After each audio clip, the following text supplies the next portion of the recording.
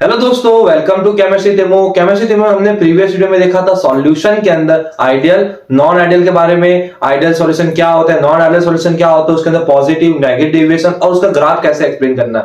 वो वीडियो तुम अच्छे से देखना, क्योंकि तुम्हारा बोर्ड के अंदर हमेशा 2 मार्क का क्वेश्चन हमेशा आता है। अभी तक ऐसा हुआ ही नहीं कि उसके ऊपर क्वेश्चन ना आया हो। आज की इस वीडियो में हम बात करेंगे कॉलिगेटिव प्रॉपर्टीज के बारे में। कॉलिगेटिव प्रॉपर्टीज हम किसको बोलते हैं? कॉलिगेटिव प्रॉपर्टीज वो होती है जो डिपेंड करती है नंबर ऑफ सॉल्यूट पार्टिकल्स पे, ना कि सॉल्यूट के नेचर पे। वापिस एक बार रिपीट कर रहा हूं मैं, कॉलिगेटिव प्रॉपर्टीज वो होंगी जो डिपेंड करेंगी, ऐसी प्रॉपर्टीज जो डिपेंड करती है नंबर ऑफ सॉल्यूट पार्टिकल्स, कि भाई सॉल्यूट के पार्टिकल जो मेरे सॉल्यूशन में प्रेजेंट हैं उस पे डिपेंड करेंगी, ना कि उनके नेचर पे। डज नॉट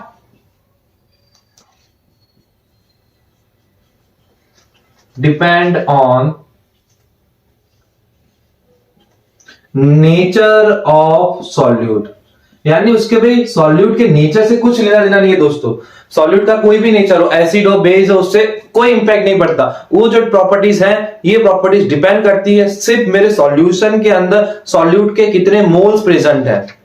तो हम आगे बात करेंगे कितने टाइप की सॉल्यूट प्रॉपर्टी हमें पढ़नी। तो फर्स्ट है अपना relative lowering in vapour pressure, जिसको प्यार से मैं और तुम बुलाएंगे शॉर्ट में RLVP, क्योंकि भाई मैं बहुत आलसी इंसान हूं तुम्हारे जैसे ही, तो शॉर्ट में हम क्या लिखते हैं उसको RLVP। सेकंड है अपना elevation in boiling point. Third आएगा अपना डिप्रेशन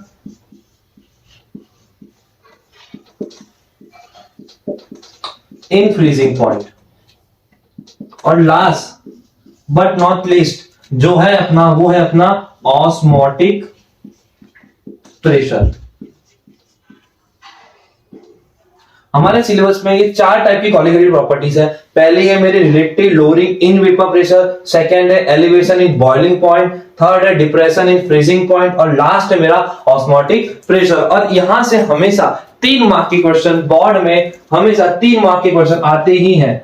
कई बार तो डायरेक्ट 5 मार्क का क्वेश्चन भी आया हुआ है। तो ये टॉपिक बहुत इंपॉर्टेंट है, तो इस वीडियो में एंड तक बने रहना और ये टॉपिक को एकदम क्लियर करके ही जाना है। चलिए शुरू करते हैं आज का टॉपिक, जिसका नाम है relative lowering in vapour pressure. हम पढ़ने वाले हैं वो है मेरा relative lowering in vapour pressure.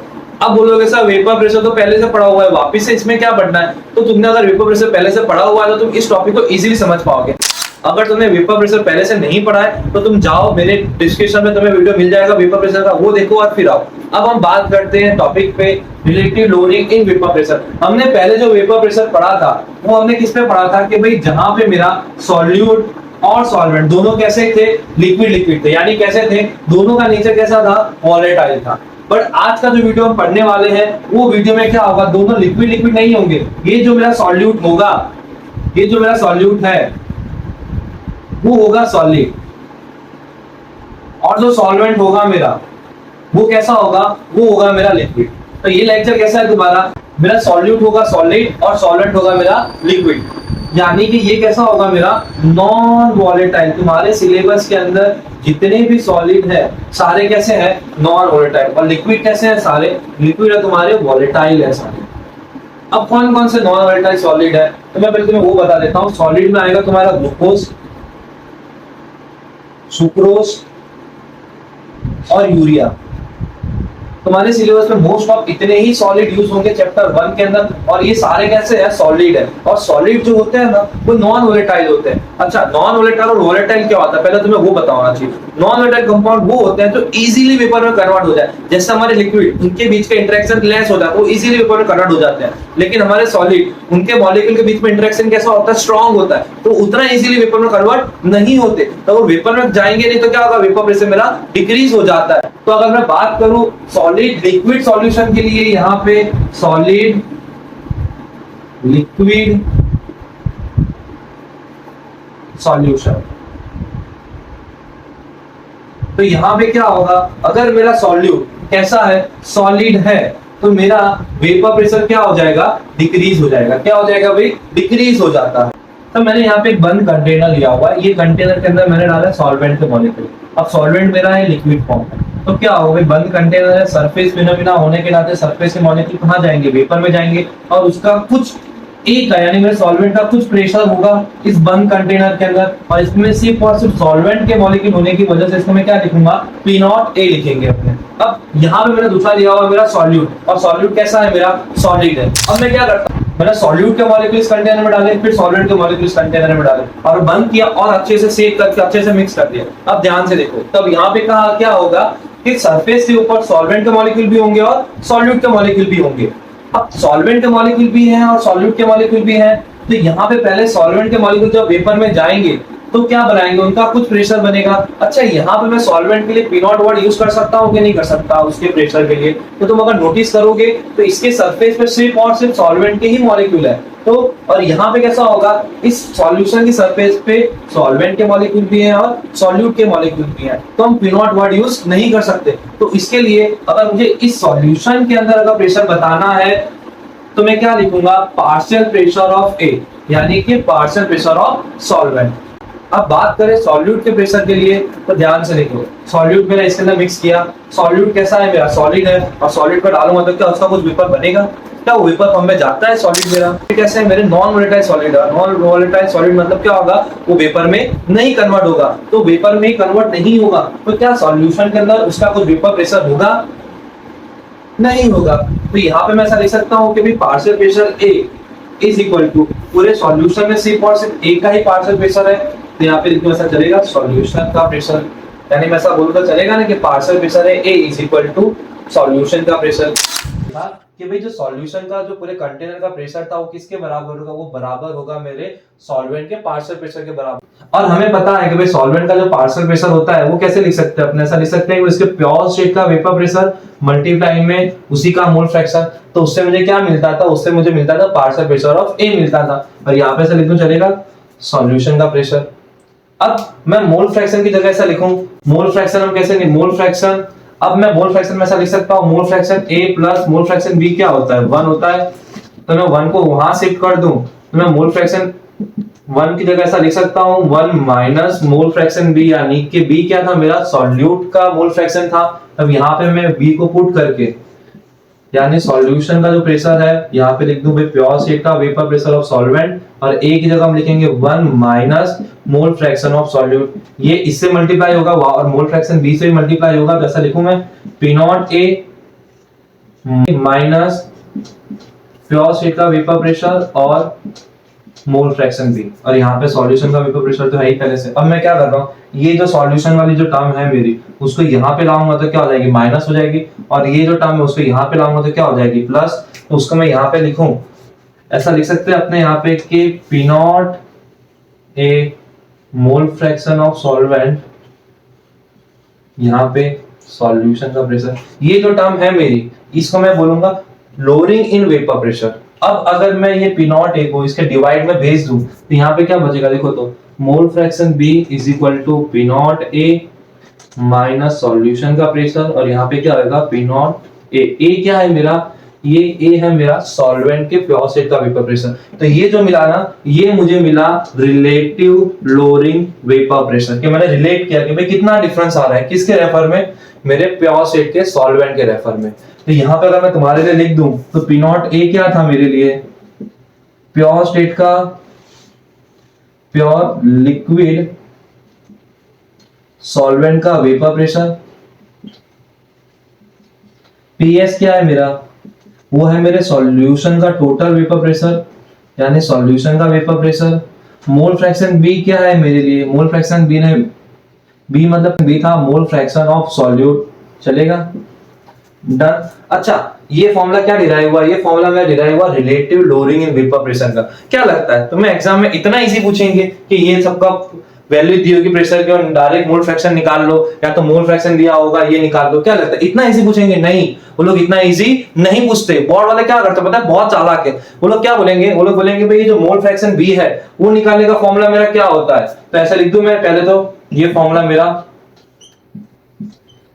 अब अगर मुझे मोल फ्रैक्शन बी निकालना है तो किसी का भी अगर मुझे मोल फ्रैक्शन निकालना है तो मुझे क्या करना पड़ेगा भाई, उसी के मोल्स को डिवाइड करना पड़ता है सॉल्यूशन के टोटल मोल के साथ। और सॉल्यूशन में किसके किसके मोल होंगे, सॉल्वेंट के मोल होंगे और दूसरा सॉल्यूट के मोल होंगे। तो ये टर्म को मैं यहां पुट कर सकता हूं। तो देखो तो NB plus Na plus NB, B क्या है मेरा सॉल्यूट का मोल और ए क्या है मेरा सॉल्वेंट का मोल।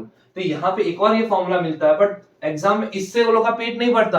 वो लोग क्या करेंगे बताए, वो लोग तुम्हें ऐसा बोलेंगे भाई मेरा सॉल्यूशन 5% लेड सॉल्यूशन है, और तुम्हें मोल्स की जगह क्या दे देंगे, वेट दे देंगे सॉल्यूट और सॉल्वेंट का। एक चीज याद रखना, अगर तुम्हें ऐसा बोला है कि 5% सॉल्यूशन है या तो उससे लेस है, और अगर उससे लेस बोला है तो तुम ये जो नीचे की टर्म है ना मेरी मोल्स वाली, उसको निगलेक्ट कर सकते हो। अब अगर उसको निगलेक्ट करो तो मैं ऐसे लिख सकता हूं कि नहीं लिख सकता, देखो तो।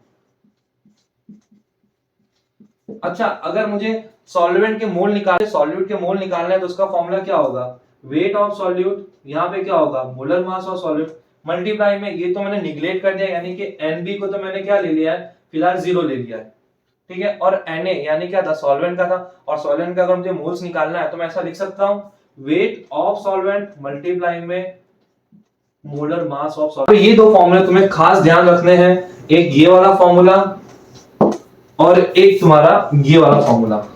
बहुत बार एग्जाम में से direct question in formula base से आए हुए हैं, तो अगर तुम्हें पूरे वीडियो कुछ भी समझ नहीं आया है तो पहले तो ये दो फॉर्मूला लिख के रट लो, ठीक है। इसके अंदर मेरा WB क्या होगा, इसका WB होगा मेरा wait of solvent, sorry wait of solute, और WA होगा मेरा वेट ऑफ सॉल्वेंट, और MB क्या होगा मेरा, MB होगा मेरा मोलर मास ऑफ सॉल्यूट, और MA क्या होगा मेरा, MA होगा मेरा मोलर मास ऑफ सॉल्वेंट। तो हम ये फॉर्मूले के बेस से इसके मोस्ट ऑफ न्यूमेरिकल सॉल्व करेंगे। आई होप तुम्हें ये वीडियो समझ आया होगा, और आगे हम बढ़ेंगे इसके न्यूमेरिकल्स की ओर। The vapor pressure of pure benzene at certain temperature is 0.085 bar. A non-volatile, फिर आगे बोला है उसने, a non-volatile, non-electrolyte solute weighing 0.5 gram when add in 39 gram of benzene, यानी कि बेंजीन के अंदर मैंने कोई non-volatile डाला हुआ है, और बोला है and vapor pressure of the solution is 0.845 bar. What is the molar mass of solid substance? यानी पहले क्वेश्चन क्या है, क्वेश्चन को समझो। तो क्वेश्चन में बोला क्या है, क्वेश्चन में क्या बोला है, मुझे बोला है कि भाई प्योर बेंजीन का वेपर प्रेशर गिवन है, और उस बेंजीन के अंदर मैंने कोई सॉल्यूट डाला हुआ है, यानी बेंजीन क्या है मेरा सॉल्वेंट है। तो यहाँ पे मैंने गिवन डेटा पहले से निकाल के रखा है। ए क्या है मेरा बेंजीन है, ए हमेशा सॉल्यूट, ए हमेशा सॉल्वेंट के लिए होगा और बी हमेशा सॉल्यूट के लिए होगा। तो उसमें पहले से ही बोला हुआ है कि भाई प्योर स्टेट बेंजीन का वेपर प्रेशर ये रहा और सॉल्यूशन का वेपर प्रेशर ये रहा, और मैंने बेंजीन का मोलर मास यहाँ पे लिख दिया है। सेकंड, बेंजीन का वेट कितना है 39 ग्राम। उसने मुझे क्या बोला है कि भाई बेंजीन के अंदर मैंने सॉल्यूट को ऐड किया है, कितना सॉल्यूट का वेट है मेरा 0.5 ग्राम, और कितने बेंजीन में 39.9 ग्राम के अंदर। और मुझे उसने बोला हुआ है मुझे निकाल के दो सॉल्यूट का मोलर मास, यानी जो नॉन वोलेटाइल सब्सटेंस है उसका मोलर मास निकाल के देना है। तब अगर तुम ये फॉर्मूला देखोगे और मैं तुम्हें दो फॉर्मूले याद रखने को बोले हुए, तुम्हारा न्यूमेरिकल्स उन दो फॉर्मूले से सॉल्व हो जाएगा। तो कौन सा फॉर्मूला यूज होगा यहाँ पे देखो, ये वाला मैं फॉर्मूला लिख सकता हूं मैं एस, और यहाँ पे देखो उसने यहाँ पे जनरली आता है molar mass of solute, but यहाँ पे क्या मोलर मास दिया हुआ है, मुझे नहीं दिया हुआ है। तो मैं तुम्हें सेकंड फॉर्मूला पहले से ही बोला हुआ है, लिख सकते हो डायरेक्ट। यहाँ मुझे क्या दिया हुआ है, देखो वेट दिया हुआ है और मोलर मास दिया हुआ है, तो यहाँ पे डायरेक्ट फॉर्मूला लिख दो, वेट ऑफ सॉल्यूट डिवाइड में molar mass of solute multiply में वेट ऑफ सॉल्वेंट, यहाँ पे आएगा मोलर मास ऑफ सॉल्वेंट।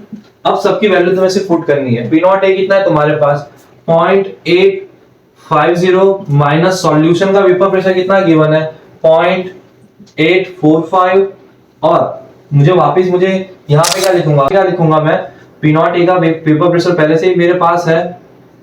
अब यहाँ पे आ जाओ। अच्छा, डब्ल्यू बी है मेरा सॉल्वेंट, सॉल्वेंट कितना है मेरे पास 0.5,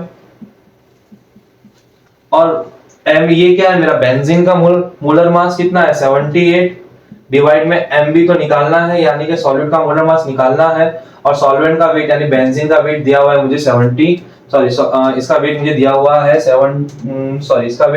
है 39। अब मुझे क्या करना है भाई, इसको सॉल्व करना है और इसको क्या करना है, सब्जेक्ट में बनाना है। पहले इन दोनों को माइनस करना है, तो आंसर आएगा मेरा 0.05। ये तो काट हो जाएगा, यहाँ पे क्या बचेगा, सिर्फ 5 बचेगा। और डिवाइड में क्या आएगा 0.850। अब यहाँ पे क्या बचा देखो, तो यहाँ पे ऐसा लिखो चलेगा 0.5 मल्टीप्लाई में 78, यहाँ पे आएगा MB मल्टीप्लाई में 39। अब इसको क्या करोगे, सब्जेक्ट बनाओगे, यानी MB को अगर, यानी कि मुझे सॉल्यूट के मोलर मास निकालना है, उसको सब्जेक्ट बनाया, ये नीचे जाएगा और ये आएगा ऊपर।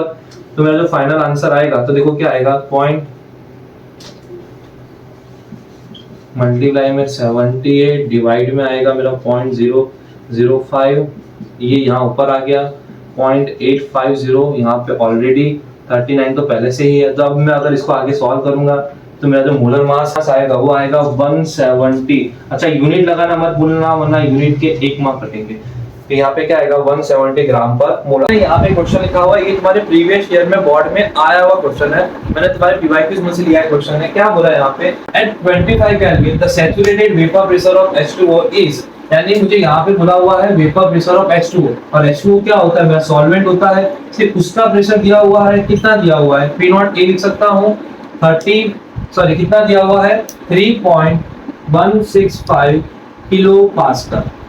आगे क्या बोला, find the saturated vapour pressure of 5% aqua solution, यानी यहाँ पे मुझे क्या बोला है कि भाई मुझे सॉल्यूशन का क्या निकालना है, वेपर प्रेशर निकालना है, और सॉल्यूशन के बारे में क्या बोला है कि 5% aqua solution of urea. Solution कितना परसेंट है, 5% यूरिया का है। और आगे क्या बोला उसने मुझे, एट द सेम टेम्परेचर, और मोलर मास ऑफ यूरिया दिया हुआ है, तो यहाँ पे ऐसा लिख दूं मैं, मोलर मास ऑफ यूरिया कितना है मेरे पास 60 ग्राम पर मोल। आप कैसे सॉल्व करोगे भाई, मुझे सिर्फ मोलर मास दिया हुआ है, ना सॉल्यूट का वेट दिया हुआ है, ना सॉल्वेंट का वेट दिया हुआ है। तो इसको सॉल्व करने के लिए सबसे पहले तो तुम्हें ये टर्म को समझना पड़ेगा। कौन सी टर्म को, 5% यूरिया। इसका मतलब क्या होता है, 5% यूरिया का मतलब होगा कि 5 ग्राम यूरिया डिसॉल्व होगा मेरा इन 100 ग्राम ऑफ सॉल्यूशन, यानी कि 5 ग्राम यूरिया डिसॉल्व है मेरे 100 ग्राम सॉल्यूशन के अंदर। तो यहां से मैं ऐसा लिख सकता हूं कि नहीं लिख सकता, वेट ऑफ, अच्छा यूरिया क्या डिसॉल्व हो रहा है, तो वो क्या होगा मेरा सॉल्वेंट होगा, कितना ग्राम 5 ग्राम, और वेट ऑफ सॉल्यूशन मुझे कितना मिला हुआ है 100 ग्राम मिल गया है। अब मेरे पास सॉल्यूट का वेट पहले से है, सॉल्यूशन का वेट भी है, तो मैं यहाँ पे वेट निकाल सकता हूँ सॉल्वेंट का। क्या करूंगा भाई, सॉल्यूशन में से माइनस कर दूंगा सॉल्यूट के वेट को, तो क्या मिल जाएगा मुझे, सॉल्वेंट का वेट मिल जाएगा। अब तुम ध्यान से देखो, अब तुम्हारे पास पीए आ चुका, तुम्हें पीएस निकालना है, यूरिया का मोलर मास है तुम्हारे पास, फिर वेट ऑफ सॉल्यूट भी है और वेट ऑफ सॉल्वेंट भी है। अच्छा, मैं यहाँ पे सॉल्वेंट का भी तो मोलर मास लिख सकता हूँ ना, सॉल्वेंट कौन है मेरा H2O ही तो है, तो यहाँ पे मोलर मास लिख दूं 80 ग्राम पर मोल। तो अब देखो, तो हमने जो पिछले न्यूमेरिकल सॉल्व किया जो फॉर्मूले से, वही फॉर्मूले से मैं ये न्यूमेरिकल भी सॉल्व कर सकता हूँ। यहाँ पे क्या लिखूंगा, P0 A माइनस सॉल्यूशन का प्रेशर, तो यहाँ पे लिखेंगे P0 A। अब यहाँ पे ऐसा लिखूं मैं direct, weight of solute multiply में molar mass of solvent divide में लिखूं मैं यहाँ पे molar mass of solute multiply में वेट ऑफ सॉल्वेंट। अब देखो, तो सबके वैल्यू मेरे पास पहले से आ चुकी है, और न्यूमेरिकल सॉल्व करने की सबसे इजी टेक्निक है, पहले तो क्वेश्चन रीड करो, गिवन डेटा लिखो और फॉर्मूला लिखो, सॉल्व हो जाएगा क्वेश्चन तुम्हारा। तब वैल्यू डायरेक्ट पुट कर सकता हूं मैं। P0 मेरे पास कितना आया 3.165 माइनस सॉल्यूशन का तो प्रेशर निकालना है, P0 3.165 लिख दूं मैं। अच्छा, वेट ऑफ सॉल्वेंट कितना है मेरे पास 5 ग्राम, मोलर मास किसका लिखना है, सॉल्वेंट वाटर को लिख दिया मैंने 18। अच्छा, मुझे सॉल्वेंट का वेट कितना दिया हुआ है, तो सॉल्वेंट का वेट मुझे दिया हुआ है 95 ग्राम, और मोलर मास कितना होगा सॉल्यूट और मोलर मास कितना होगा सॉल्यूट का, तो दिया हुआ है मुझे यूरिया कितना होगा यहाँ पे 60। तो अब जब मैं इसको सॉल्व करूंगा तो मुझे डायरेक्ट क्या मिल जाएगा, मेरे सॉल्यूशन का प्रेशर मिल जाएगा, इसको यहाँ भेजूंगा, मल्टीप्लाई होगा, फिर जो क्वेश्चन सॉल्व होगा इसको वहां पे क्या कर दूंगा, प्लस कर दूंगा। तब मैं जब इसको यहाँ भेजूंगा तो ये क्या जाएगा, यहाँ पे मल्टीप्लाई होगा और इस सम से डिवाइड होगा। जब मैं इसको सॉल्व करता हूँ तो क्या आएगा आंसर में 050 आएगा। अब इसको यहाँ भेज दूंगा तो क्या हो जाएगा, ये माइनस हो जाएगा, तो मुझे सॉल्यूशन का